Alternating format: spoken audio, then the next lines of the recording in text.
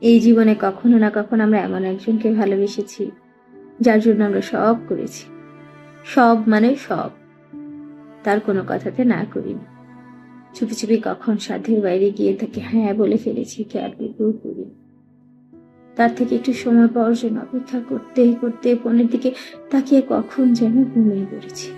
নিজের আত্মসম্মানের পরোয়া না করে তাকে সম্মান দিয়েছি। তার প্রয়োজনে নিজের প্রয়োজন ভুলে গেছি।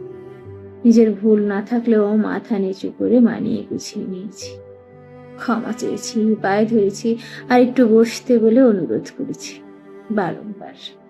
তার দেওয়া ছোট ছোট আঘাতে চোখের জল পড়েছি। তার ছোঁয়ায় কেঁপে উঠেছি থর থর।